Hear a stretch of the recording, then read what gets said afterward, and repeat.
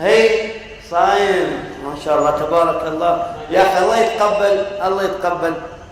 شوية قال ما شفت فلان هذاك يا أخي واحد تعبان هذاك، هذاك واحد حصلان يا أخي.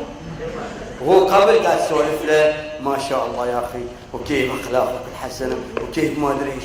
واحد شوي يطلع قاعد عند الباب يشوفه من الدريشة قال ما عليك منه ترى الأخر طيب وبيذم وبيغتاب وغيبة أعوذ بالله. ما هو أثر الغيبة على الصيام؟ ممتاز ينقضها.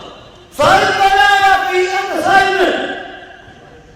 أنت صايم؟ قال الحمد لله استغفر الله استغفر الله.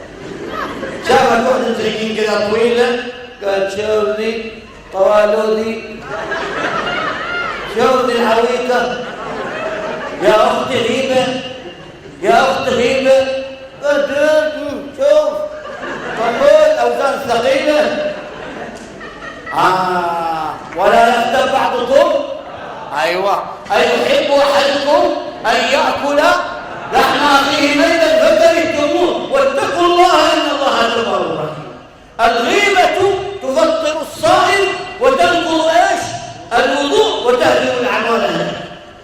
صائم الآن ولا هو يواشي من دكتور على دكتور.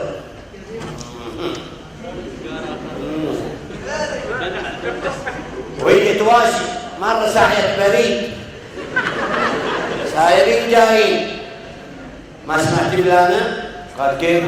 والله فلانة يا أخي ما قصرت فيك حقيقة وعاقبتك عرضي اليوم وحقيقة دافعت عنك لكن خلاص ما قدرت يا أخي.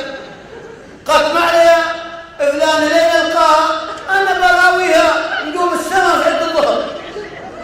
شلت الكلام ومشيت. سمعت فلانة أو بغي تراويك نجوم السماء في عند الظهر. قد معليا لما القاها وانسح بها الأرضية ما أعرف هذا يتسمى نميم.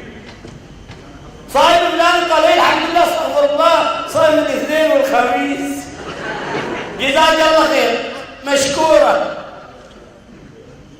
اترك النميمة وخلي الصوت. من نم في الناس لا تؤمن عقاربه. ايش قال؟ من نم في الناس لا تؤمن على عقاربه على الصديق ولا تؤمن أفراعيه كالسيل بالليل لا يدري به أحد من أين جاء ولا من أين يأتي.